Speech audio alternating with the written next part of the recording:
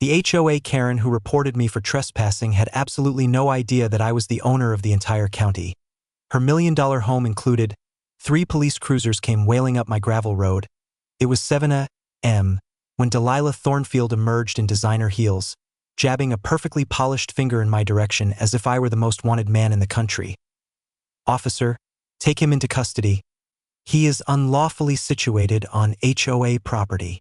I was just relaxing in my grandfather's old rocking chair, watching the steam curl up from my coffee cup as pine needles crunched beneath the officer's boots. The sheriff looked utterly humiliated. In a small town, everyone knows everyone. I slipped my hand into my flannel pocket and drew out a folded yellow document. "Sheriff, you'll probably want to take a look at this."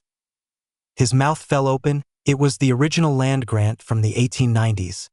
Every single acre she was standing on belonged to me. Her prized subdivision was constructed on my family's homestead. The stench of diesel exhaust was no match for the scent of Delilah's panicked perspiration as the reality of her situation dawned on her. What would you do if you were being evicted from your own property?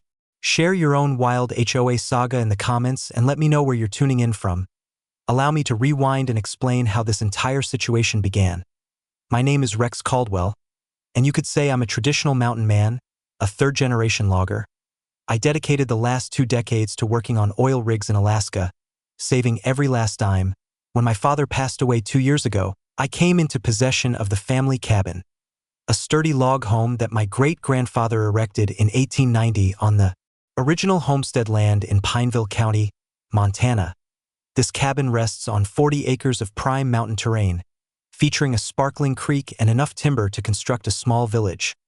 It has been a part of our family for more than a century, handed down through verbal agreements and time-worn paper deeds. The aroma of cedar logs and burning wood was the lullaby of my youth. The sound of pine needles under my bare feet was the soundtrack to my summers. But this is where the story takes a turn.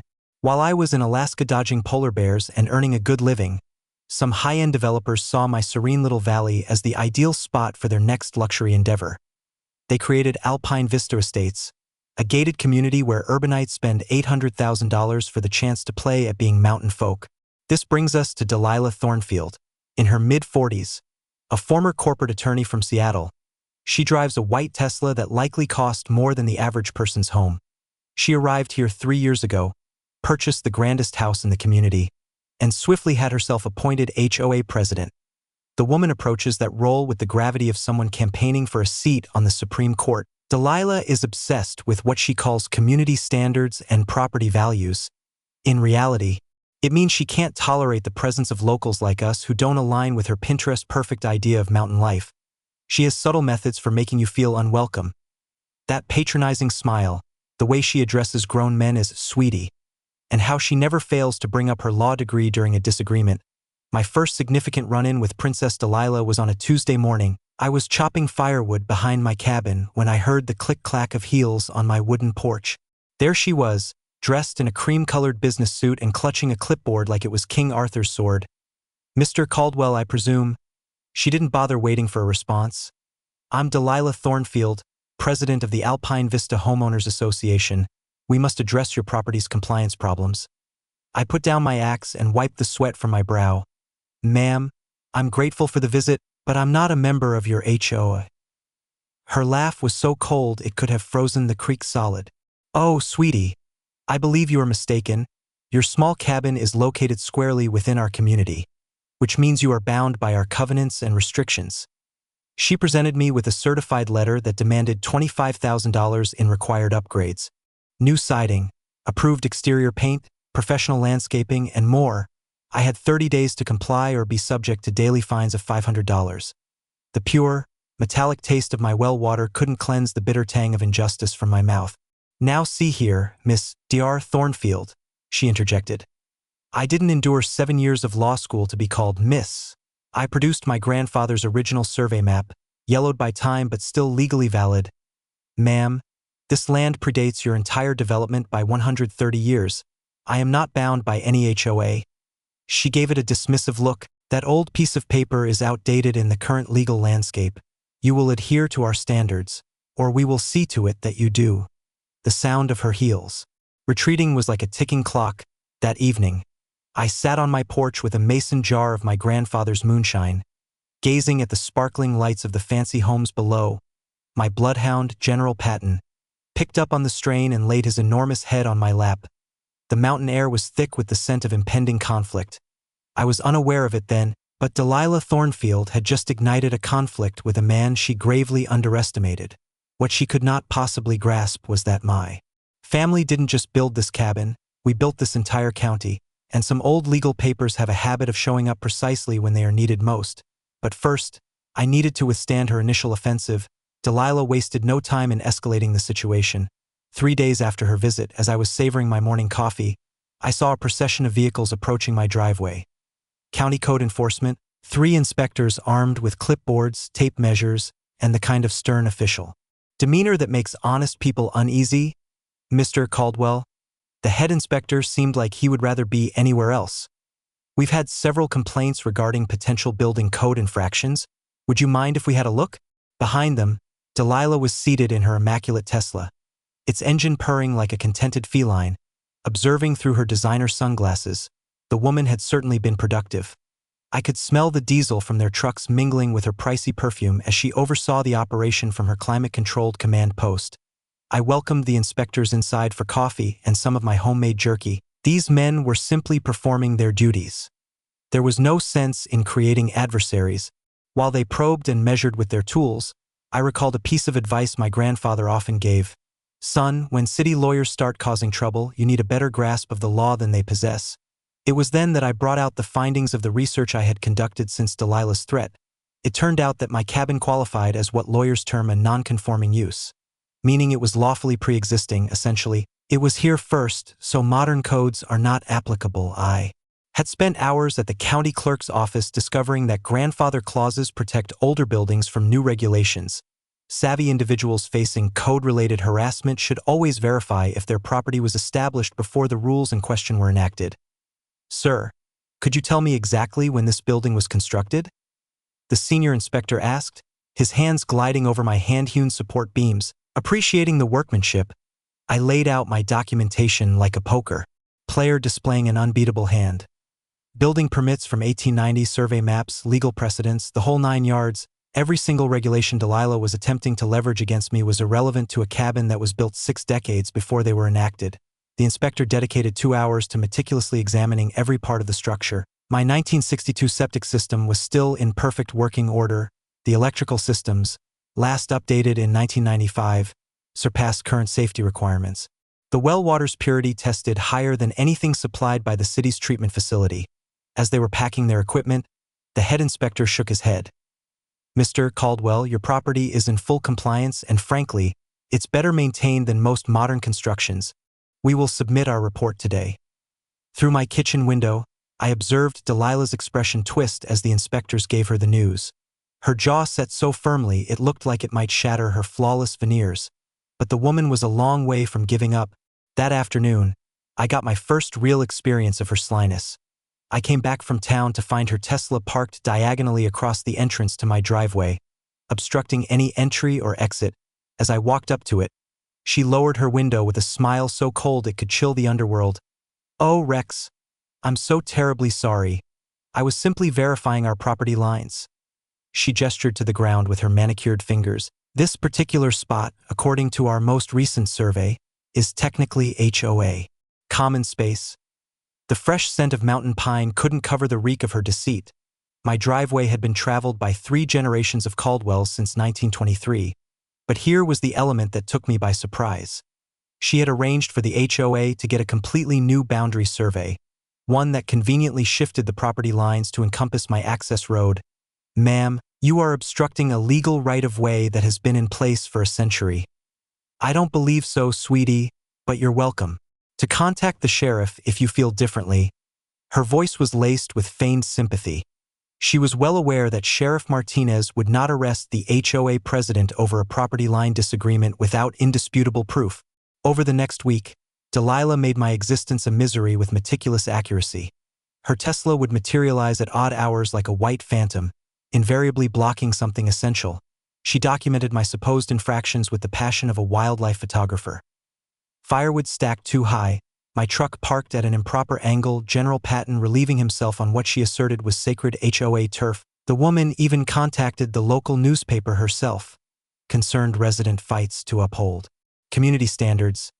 The headline declared, "She portrayed me as a rustic holdout who was jeopardizing everyone's property values."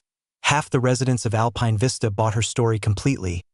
No one wants their $800,000 home to lose value because of a neighbor in work boots with a fully operational pickup truck. But in reaction, something wonderful began to happen. The long-standing mountain families, those with roots far deeper than Delilah's bank balance, began to show up at my home.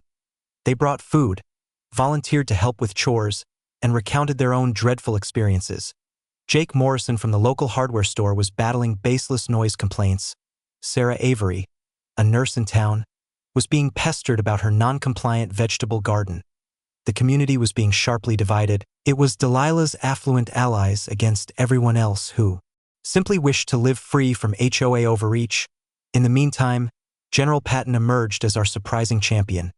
My 100-pound bloodhound acquired a remarkable talent for detecting Delilah's Tesla from 3 blocks away, and he would amble over to stake his claim on her immaculate white tires every single morning without fail. "Even my dog shows more sense than the HOA board," I commented to Jake one afternoon, as we watched General Patton carry out his daily ritual on her tires. But I was about to learn that Delilah's campaign against my cabin was merely the first volley in a much grander conflict. 2 weeks later, Delilah brought out the heavy ordnance. She convened an emergency HOA meeting, making sure to include official county representatives. The community center was more crowded than a church on Sunday. The atmosphere as dense as mountain fog. She had brought in County Commissioner Bradley Hicks and Fire Marshal Tom Rodriguez, men who had the authority to shut me down if they chose. I entered that room fully aware that I was at a disadvantage. The smell of stale coffee and anxious sweat filled the air. Delilah stood at the lectern as if she were speaking to the United Nations, her white blazer almost luminous under the fluorescent lights. "Ladies and gentlemen," she started, her voice imbued with the polished authority she had honed in Seattle's corporate world. "We are gathered here tonight because a hazardous structure is endangering the safety and property values of our entire community." She advanced through a PowerPoint presentation that resembled something from a disaster preparedness workshop, featuring images of my cabin from every possible viewpoint, with arrows indicating structural flaws that were purely a product of her own fantasy. The woman had transformed my tranquil homestead into the set of a horror film. "This decrepit structure is in violation of 17 different safety regulations," she asserted, ticking them off on her fingers for added drama. "I am officially asking that Commissioner Hicks declare this property a public nuisance before an accident occurs." A wave of polite applause came from her supporters, who were mostly the more recent arrivals to Alpine Vista, unfamiliar with what a genuine log cabin looks like up close. However, I observed that the longtime residents remained silent, their arms folded, curious to see what my response would be. I made my way to the podium holding 3 manila folders, each one thicker than a city phone book. The clomp of my work boots on the wooden floor resounded through the now silent room like gunshots. "Commissioner, I must say I admire Ms. Thornfield's imaginative take on building safety." I opened the first folder. "But I believe you will find the structural engineer's report rather enlightening." The certified report, which had been completed just 2 days prior, stated that my cabin was robust enough to stand for another 100 years. Every single beam, joint, and foundation stone had been professionally evaluated and approved. The engineer even remarked that my great-grandfather's building methods were superior to many contemporary ones. Fire Marshal Rodriguez studied the papers with increasing fascination. "Mr. Caldwell, your property actually surpasses current fire safety requirements. That metal roof, the clear space around your home, it's more secure than most newly built houses." I could hear the change in Delilah's breathing from the other side of the room. But this is when she revealed the extent of her desperation. During the Q&A session, she rose to her feet with a display of dramatic outrage. "This is no longer a matter of safety," she proclaimed, abandoning all pretense. "This is about maintaining the character of our investment. That cabin is a blemish that lowers everyone's property values. Mr. Caldwell must either bring it up to our community's standards or sell it to someone who will." Her true intentions were now clear. She wanted my property. The room was filled with murmurs as the audience grasped what they had just heard. This was never about safety or community rules. It was a straightforward attempt to acquire my land. Delilah had her sights on my 40 acres, likely for a luxury resort or a wedding destination. My grandfather always said that when your adversaries reveal their hand, you've already won half the game. I had learned that from my time on the oil rigs, where desperate managers always showed their vulnerabilities when, under stress, Commissioner Hicks cleared his throat. Miss Thornfield, the county does not condemn private land simply to enhance a neighbor's view. Mr. Caldwell's paperwork seems to be flawless. But Delilah was not one to give up fighting dirty. In the days that followed, she initiated a systematic campaign of harassment that would have earned the admiration of a military commander. Noise complaints about my morning wood chopping were lodged every day at precisely 7 to 01 a.m. Just 1 minute after the local noise ordinance permitted such activities, she had meticulously studied the rules and was exploiting the system. What she was unaware of was that rural properties like mine are generally exempt from noise ordinances when it comes to agricultural work. I had discovered this during my intensive research, learning that my land was still zoned for agricultural forestry. Despite being encircled by residential areas, wood processing was considered an agricultural activity, rendering her complaints legally void. I chose to transform her harassment into an opportunity for community engagement. Every morning, as I chopped firewood, I extended an invitation to my neighbors to come and collect free logs for their own fireplaces. Before long, I had a steady stream of visitors. These were families who valued good oak and maple far more than they cared for HOA disputes. Jake Morrison from the hardware store brought his teenage son to help with the stacking. Sarah Avery began bringing freshly baked muffins for the helpers. Even some of the newer residents of Alpine Vista started to participate, attracted by the authentic community atmosphere that Delilah's regulations had been suppressing. Her meticulously laid plan was failing in a spectacular fashion. Instead of isolating me, her actions were uniting people. The sound of axes and splitting mauls became our daily anthem of defiance. Interspersed with laughter and the sound of coffee cups clinking, General Patton took it upon himself to be the official welcomer for the morning wood-chopping group, his tail wagging like a banner of defiance whenever Delilah passed by in her increasingly agitated Tesla patrols. Yet, I could see a shift in the way she was thinking. If legal pressure wasn't effective, she was on the verge of trying something far more reckless. Delilah's subsequent tactic caught me completely by surprise. I was in the process of replacing some old boards on my porch when a black sedan made its way up my driveway. A slender man in an inexpensive suit got out. Holding a briefcase, he had "Private Investigator" written all over him. "Rex Caldwell, my name is Dennis Polk. I'm carrying out a standard background check. Do you have a moment?"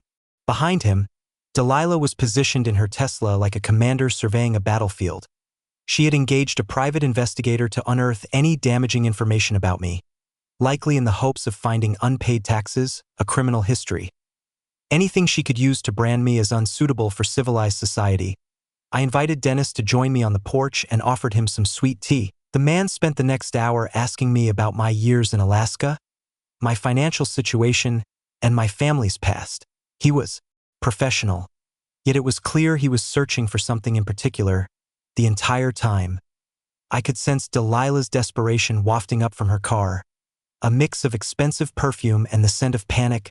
2 days later, the legal documents were delivered.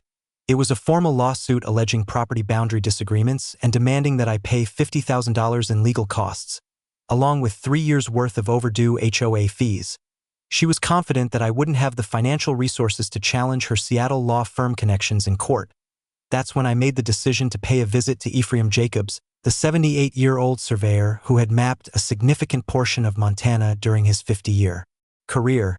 His office was filled with the scent of old leather and pipe smoke, its walls adorned with hand-drawn property maps that were like pieces of art. "Rex, my boy, I surveyed this property for your grandfather back in '72, Ephraim recalled, retrieving a substantial folder of yellowed papers. "But I want to show you something intriguing about the original homestead lines." He laid out a territorial survey map from the 1890s, using a gnarled finger to trace the property boundaries. My mouth fell open as I understood what I was seeing. The original Caldwell homestead was not just the 40 acres surrounding my cabin. It covered almost 400 acres, which included half of what is now Alpine Vista Estates. "Ephraim, are you saying that my great-grandfather owned land that is now part of their development?" The old man's eyes had a mischievous sparkle.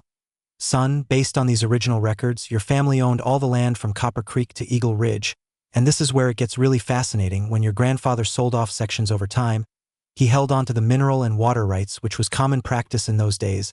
My heart began to race as the reality of the situation sank in.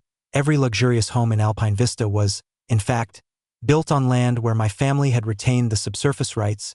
Delilah's million-dollar properties were situated above water and mineral rights that were still legally mine.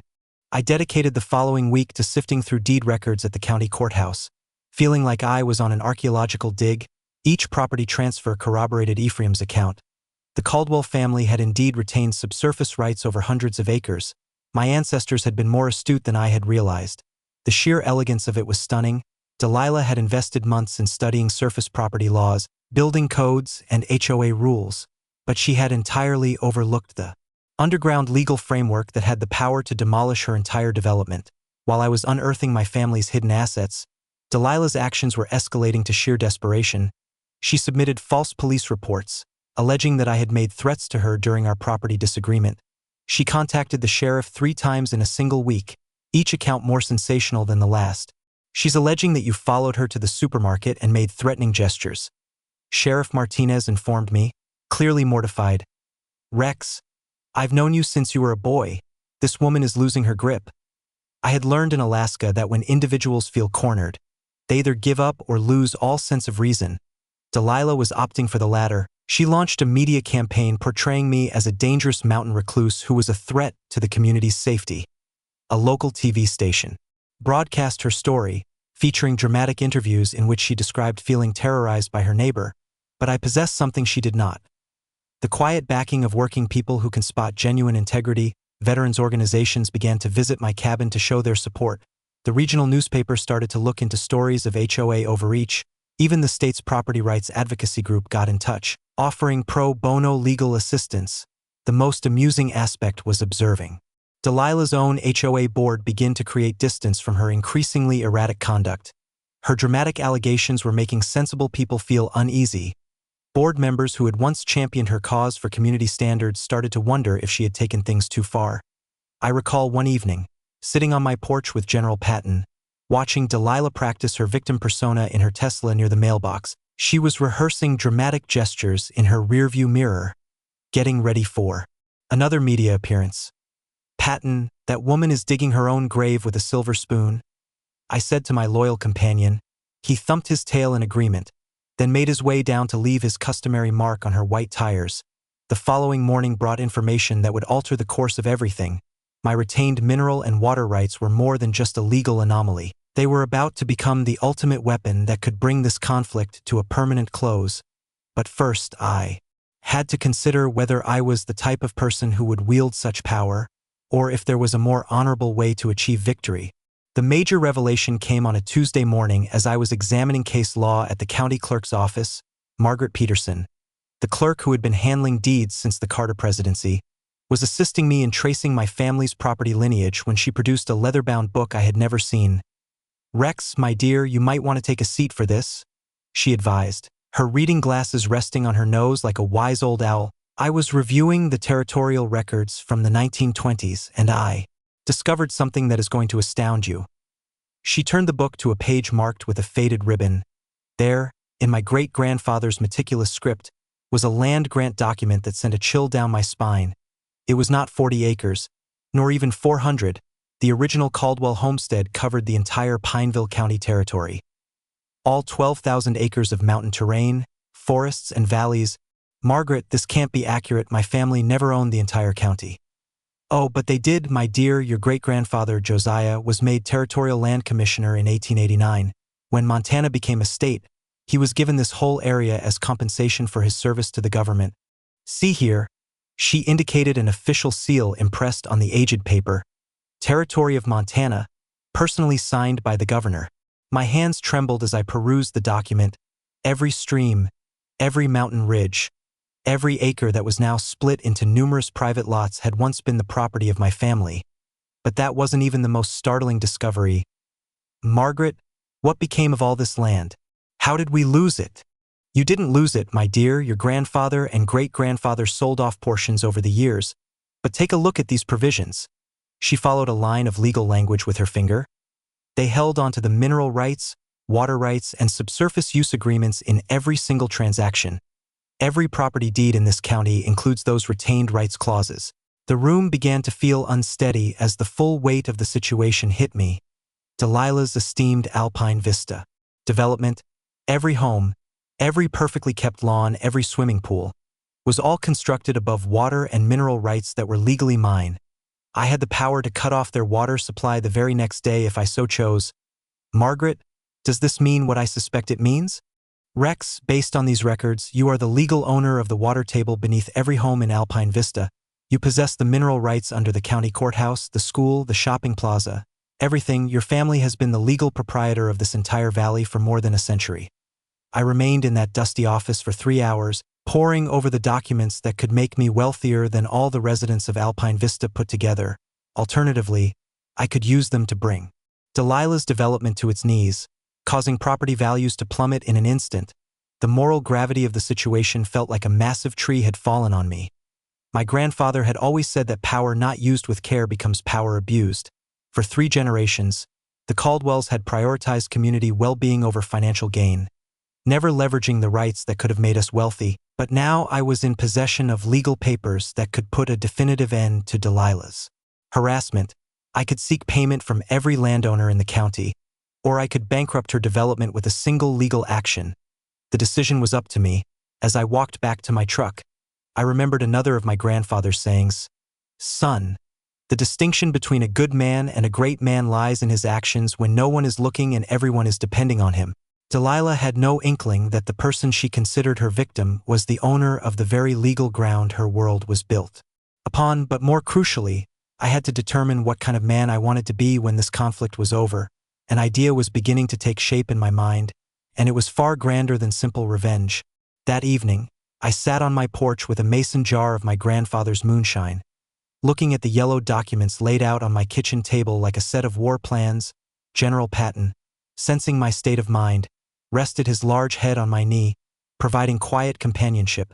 The mountain air was filled with the scent of pine and potential, but also with the burden of immense responsibility. I had the power to ruin Delilah with a single court action, but doing so would also ruin innocent families who had put their entire life savings into their homes in Alpine Vista.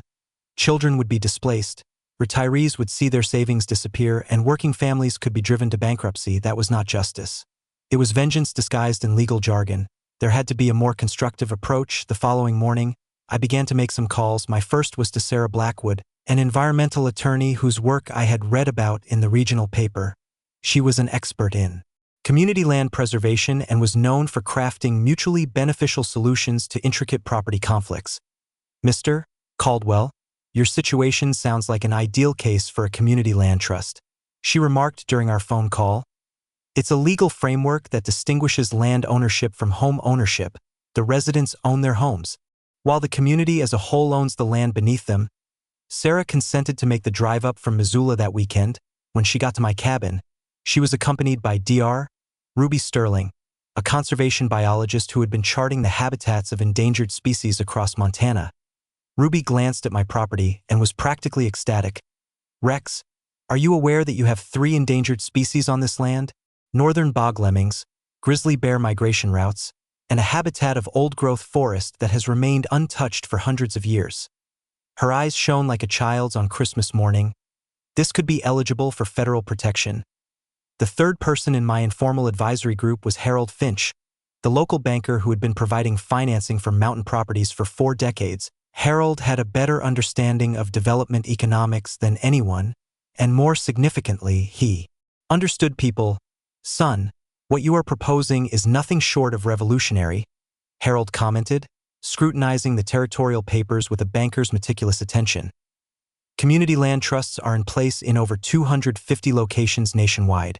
They help prevent gentrification while keeping communities intact. Residents often save between 25 and 50% on housing compared to conventional ownership. Over the subsequent 2 weeks, we devised a plan that was both straightforward and ingenious. The Pineville County Conservation Trust would collectively own all the land, while residents would retain ownership of their houses. In place of Delilah's HOA autocracy, We would establish a democratic system where every resident had an equal say in community matters. The financial structure was cleverly designed. My water and mineral rights would serve as the trust's foundational assets, generating long-term income for infrastructure projects and conservation efforts. Current residents would have the option to join the trust at reasonable prices, with their property values safeguarded but speculation curbed. Sarah detailed how other communities had successfully implemented similar models. In Vermont, the Champlain Housing Trust has helped maintain affordable housing for over 3,000 families while preserving property values. The crucial factor is ensuring that the benefits are shared by all, not just the original property owner. The conservation aspect was Dr. Ruby's area of expertise. We planned to set aside 8,000 acres as a protected wilderness area, while permitting sustainable development on the other 4,000 acres.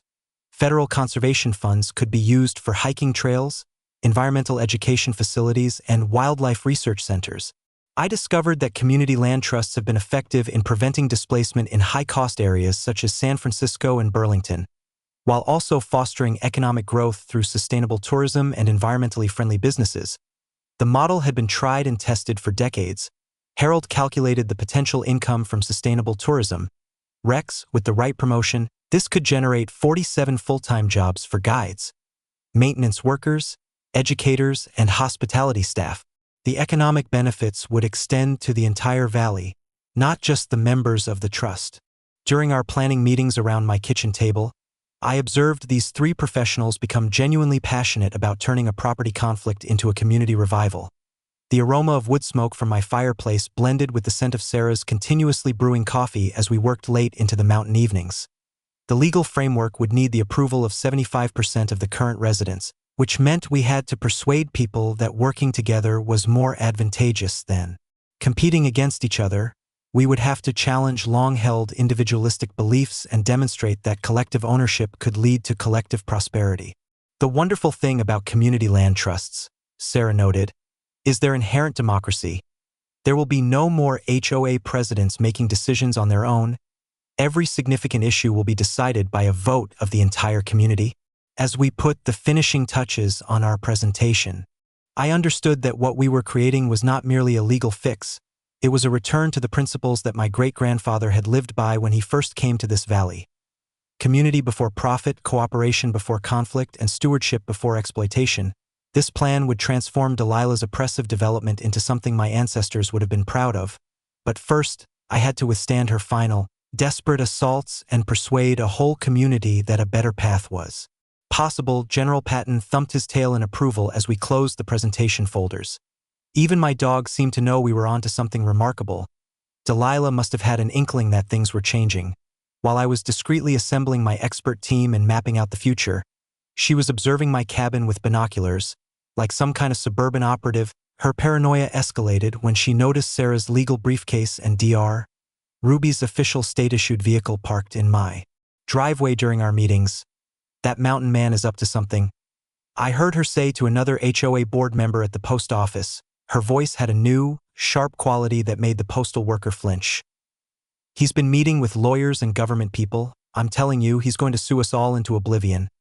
She wasn't entirely mistaken about the planning, but she had completely misread my motives. In Delilah's view, any legal meeting was a prelude to a lawsuit, and any official gathering meant someone was about to be ruined. The thought that I might be aiming for a resolution that would benefit everyone was simply not something she could grasp.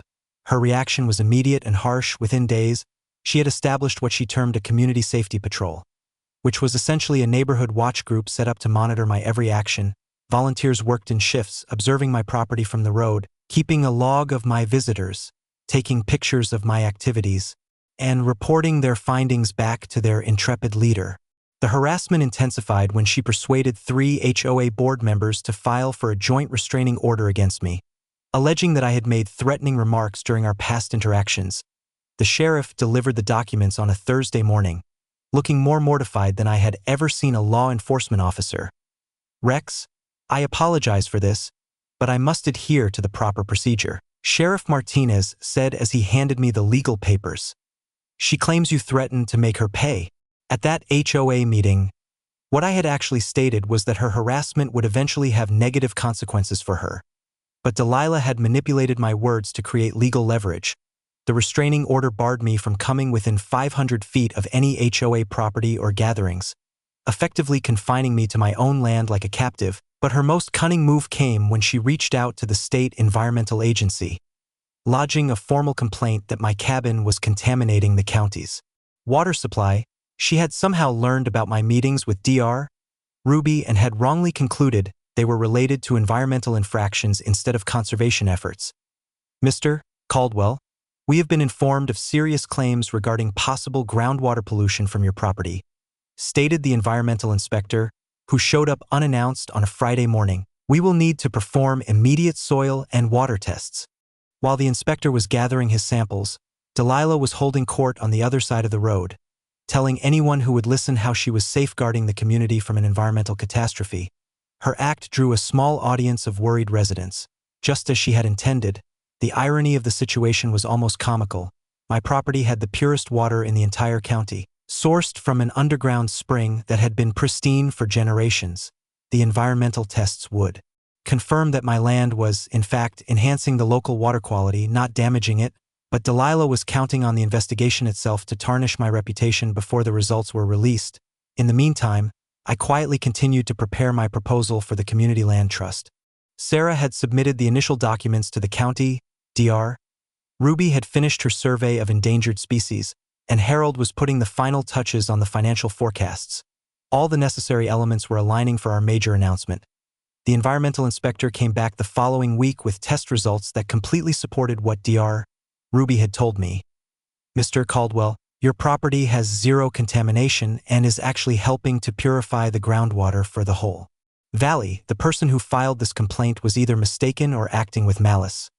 I could have insisted on an inquiry into Delilah's false environmental claim, but that would have meant playing by her rules. Instead, I used the favorable test results as another component of the Conservation Trust proposal. Securing federal environmental protection would be more straightforward with solid evidence of the habitat's quality.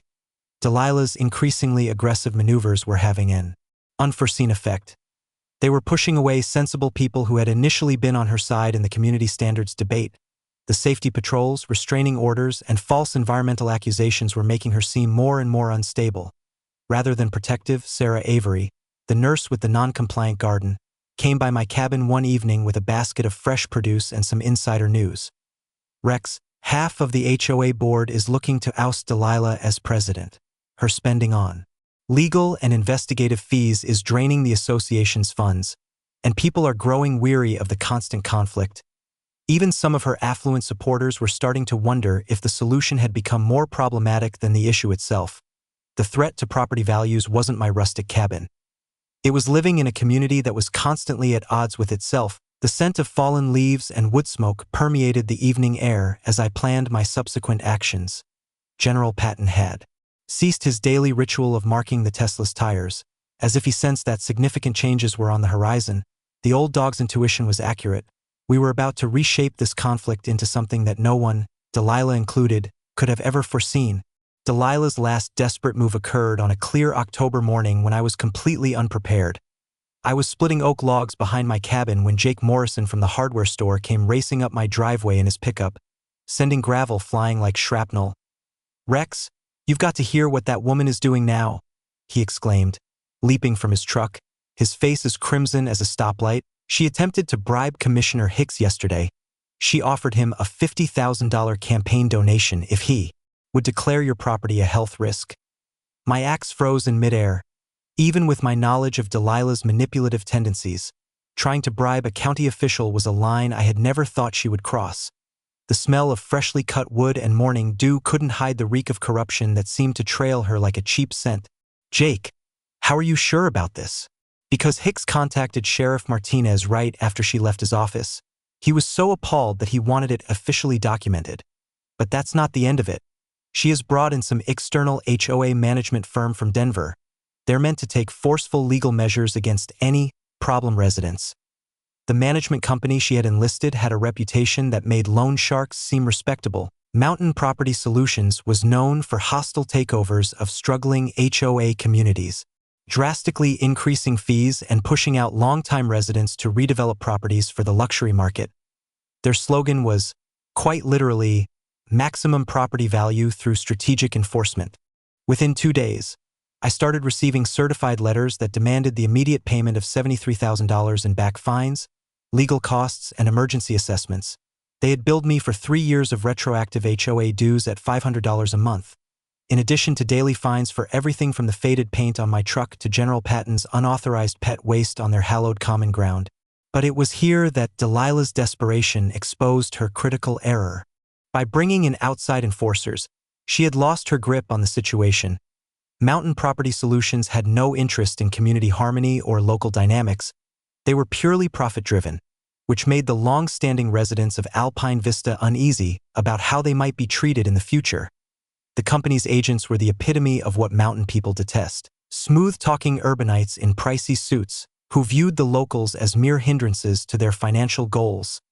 Their leader, a weasel, like man named Marcus Brennan, actually informed Sarah Avery that her vegetable garden was not in keeping with luxury community standards and would have to be removed at once.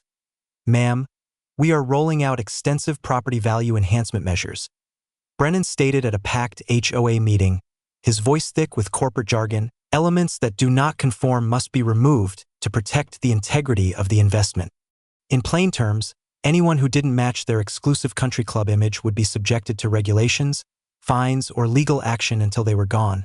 Delilah had, in effect, hired corporate enforcers to complete the job she had started, failing to see that this would rally the entire community against her. In the meantime, my own secret strategy was nearly ready. The FBI's Public Corruption Division had been discreetly looking into Delilah's bribery attempt, and their investigation broadened when they learned that Mountain Property Solutions was also being federally investigated for racketeering in 3 other states. Her timing could not have been more unfortunate. Sarah finalized the legal documents for the Community Land Trust just as my property's endangered species habitat received federal environmental protection. Dr. Ruby's biological assessment had pinpointed crucial breeding areas for at-risk wildlife, meaning federal regulations now superseded any local HOA rules. The banking group that Harold had put together was prepared to fund the community's transition for any residents who wished to join. We had designed the arrangement so that current homeowners could preserve their property values while also being shielded from future speculation and HOA overreach. But Delilah was completely unaware of the constitutional-level changes being planned in her own vicinity. She was too preoccupied with orchestrating what she believed would be her ultimate triumph: a large-scale public confrontation designed to ruin my reputation for good and pave the way for her land acquisition ambitions. She organized what she called an emergency community safety meeting for the following Thursday, complete with media invitations and a formal presentation on the persistent threat to the security and property values of Alpine Vista. Local television stations were led to expect dramatic new information about my supposed dangerous actions and environmental offenses. What she didn't know was that I had already arranged for my own presentation at the very same meeting. The county commissioners had consented to hear my proposal for the Community Land Trust.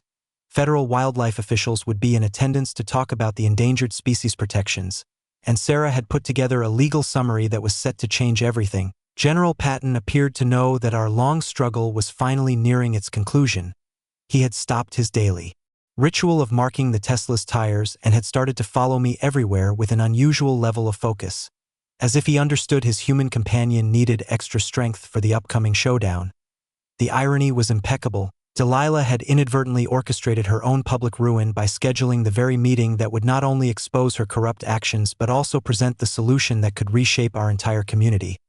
It seems that justice sometimes has a keen sense of timing. All that was left was to endure her final attack and deliver the decisive moment that would put an end to this conflict once and for all. The Pineville County Community Center had never drawn a crowd of this size. Every single folding chair was taken.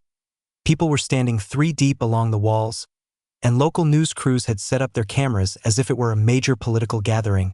The atmosphere was electric with tension, filled with hushed conversations and the aroma of stale coffee and nervous energy. I showed up 15 minutes ahead of time, holding just one manila folder and dressed in my finest flannel shirt, the one without any rips. Sheriff Martinez gave me a nod from his spot near the back wall, where he was positioned next to 2 FBI agents who had come up from Billings. County Commissioner Hicks was at the main table, looking like a man who would rather be anywhere else in the world. Delilah entered the room with the air of a prosecutor in a high-stakes trial. She was wearing a designer suit. Her hair was impeccably coiffed, and she carried a briefcase that likely cost more than my pickup truck. She had brought along her own team. Marcus Brennan from Mountain Property Solutions and 2 other corporate types who seemed to have been brought in to cow the small-town residents into compliance. "Ladies and gentlemen," she started, her voice resonating through the crowded space with polished authority. "We are here tonight because our community is facing an extraordinary threat to our safety, our property values, and our very way of life." She navigated through a PowerPoint presentation that would have been fitting for a disaster response training, complete with images of my cabin from every conceivable viewpoint, graphs illustrating hypothetical impacts on property values, and a timeline of what she described as my increasingly antisocial conduct. "Rex Caldwell is the embodiment of everything that endangers civilized community standards," she proclaimed, pointing an accusatory finger in my direction. "His refusal to adhere to sensible rules has established a hazardous precedent that could undermine all that we have accomplished here." Her performance was flawless, playing on every fear her audience might have. She depicted me as a primitive mountain recluse whose obstinacy was costing everyone their financial stability and tranquility. "I am officially asking the county commissioners to use their power to condemn this hazardous property before someone is injured," she stated, concluding with the dramatic flair of a final argument. "Mr. Caldwell has been given numerous chances to be a considerate neighbor. Instead, he has opted to fight against progress and prosperity." A ripple of polite applause went through her supporters, though I saw several people remain silent, their arms crossed, awaiting the other side of the story. The long-time residents knew something was about to happen. It was evident in their expressions. Commissioner Hicks cleared his throat. "Thank you, Miss Thornfield. Mr. Caldwell, you have asked for an opportunity to speak." I rose to my feet deliberately, the sound of my work boots on the floor echoing through the now silent room like a clap of thunder. All eyes were on me as I walked to the podium, cameras focusing in for what they anticipated would be a faltering defense from an outmatched mountain man. "Commissioner Hicks, members of the community," I began, opening my manila folder with a calm and measured movement. "Miss Thornfield has brought up some valid points regarding property rights and community standards, but before we get into her issues, I believe it's important for everyone to know who is the actual owner of the land we are discussing." I produced the territorial land grant document, yellowed by age but as official as the Constitution itself. "This is the original 1889 territorial grant that founded the Caldwell homestead. Not the 40 acres Ms. Thornfield thinks, but the entire Pineville County territory, all 12,000 acres of it." The room filled with gasps and murmurs as I went on. "Every single property deed in Alpine Vista includes clauses for retained mineral and water rights, the luxurious homes, the perfectly kept lawns, the swimming pools. They are all situated on land with water rights that legally belong to my family and have for 135 years." Delilah shot up as if she had been struck by lightning. "That is not possible. I checked every deed, every regulation." "You looked at the surface property laws, ma'am. You overlooked the subsurface rights that would allow me to turn off your water supply tomorrow if I decided to use them." The silence in the room was absolute. You could have heard a pin drop. Delilah's expression shifted from disbelief to fury, and then to a dawning realization of the catastrophic scale of her legal blunder. "But I am not here to cause harm to anyone," I continued, my voice rising above the increasing noise from the crowd. "I am here to propose something superior to HOA overreach or legal battles." I gestured to Sarah, Dr. Ruby, and Harold, who all stood up from their seats in the audience. "The Pineville County Conservation Trust, community land trust that will set aside 8,000 acres as a protected wilderness area, while also giving residents democratic authority over their own community, thus ending HOA autocracy for good." The applause began with the long-standing mountain families and quickly spread through the room like a brushfire. Even some of the Alpine Vista residents started clapping as they understood what I was proposing: freedom from Delilah's control and a safeguard against future speculation.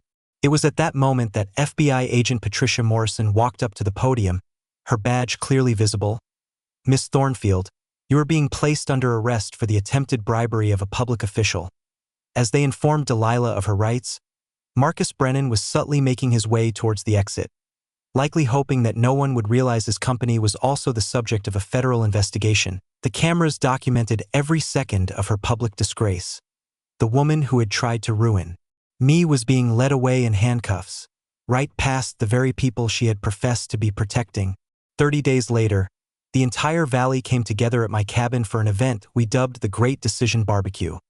The air was filled with the smell of hickory smoke and autumn pine, mixed with a feeling I hadn't known in a long time. The scent of true community happiness. Children played among the picnic tables while their parents voted with an enthusiasm typically seen only on Christmas morning. The final count would have made my grandfather's spirit proud, wherever mountain souls may rest. 87% in favor of the Pineville County Conservation Trust. Even those who had once supported Delilah had come to realize that democratic self-governance was far superior to HOA autocracy. Sarah Avery contributed her renowned green bean casserole, and Jake Morrison provided the wood for our improvised voting station. General Patton had taken on the role of official host, his tail wagging like a victory banner as children who had once been wary of the dangerous hermit's dog now secretly slipped him pieces of bacon under the tables. By a unanimous decision, I was elected the Trust's first president, a position I took on with the understanding that true leadership is about empowering others, not controlling them. Our initial action was to form a community council with representatives from every neighborhood, every demographic, and every perspective that had been stifled by the corporate-style HOA. The change was more successful than anyone could have imagined. Property values remained stable while housing became more affordable for families who joined the trust. Our 8,000-acre conservation area attracted federal funding for hiking trails, an environmental education center, and wildlife research facilities that drew scientists from all over the country. Sustainable tourism generated 47 full-time jobs for trail guides, environmental educators, lodge personnel, and maintenance staff. Local businesses prospered as people came to see democracy in action, a testament to the fact that communities that opt for cooperation over conflict can achieve prosperity beyond anyone's wildest dreams. Delilah's downfall served as a warning that resonated far beyond our mountain community.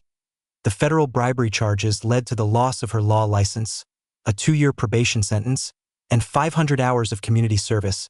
Mountain Property Solutions went bankrupt due to the racketeering investigations. Their predatory practices finally brought to light. Her grand home in Alpine Vista was sold at a loss to a young teacher's family, who promptly started a vegetable garden in the front yard, the very thing she had tried to outlaw. The yearly Pineville Freedom Festival became our flagship event, highlighting local arts and crafts, environmental awareness, and bluegrass music that bounced off the granite cliffs. Last year's festival raised enough money to send 12 local kids to college, carrying on my grandfather's conviction that education can provide opportunities that these mountains cannot. Legal experts from Harvard, Stanford, and the University of Montana have examined our community's transition as a blueprint for others facing similar corporate land grabs. The Caldwell Doctrine has become a legal term for using inherited rights to serve entire communities rather than for individual gain. Sarah Blackwood's requests for consultations grew so quickly that she established a non-profit organization dedicated to forming community land trusts. 6 months after our victory, a letter came from a rancher in Texas who was dealing with the same kind of HOA harassment. Urban developers encroaching on rural land, making unreasonable demands for compliance, and using legal threats to acquire property. General Patton's ears twitched as I read the letter out loud, as if he sensed a new adventure was on the horizon. It seems like tyranny is spreading faster than a wildfire these days, old friend, I said to him, scratching behind his graying ears. Perhaps we should help that Texan discover what we've learned here. Our modest cabin transformed into an unexpected destination for property rights supporters and environmental advocates. The blend of legal success, community collaboration, and land conservation offered a workable model that could be applied almost anywhere, except perhaps in corporate boardrooms and HOA management companies. But the most significant victory was not legal or financial. It was personal. Every evening, I sit on the porch my great-grandfather built, observing the chimney smoke ascend throughout the valley as families come together in homes that are truly their own. The pine trees seem to whisper tales of justice served and communities mended, while General Patton snores peacefully, his days of marking Tesla tires long behind him. Sometimes the most satisfying form of revenge isn't about defeating one's adversaries. It's about demonstrating that cooperation will always triumph over corruption, that quiet skill will outlast boisterous intimidation, and that communities are at their strongest when they are united by shared principles rather than shared anxieties. The mountain air is filled with the sound of children's laughter, the aroma of home-cooked meals, and the assurance that tomorrow will be brighter than today because we chose to build each other up rather than tear each other down. That is what true victory is about. Not just winning, but elevating everyone. So, feel free to leave a comment below with your own most dreadful HOA experience. And be sure to hit that subscribe button for HOA if you're looking for more satisfying tales of justice like this one. Where are you tuning in from? I'd love to know. I enjoy connecting with people who share the belief that communities flourish when neighbors act as allies instead of adversaries. Thank you for joining us at End for HOA. If you appreciated today's story and the sight of an HOA Karen being held accountable, please click the like button, share your thoughts in the comments, and subscribe so you don't miss next week's drama. You won't want to be left out.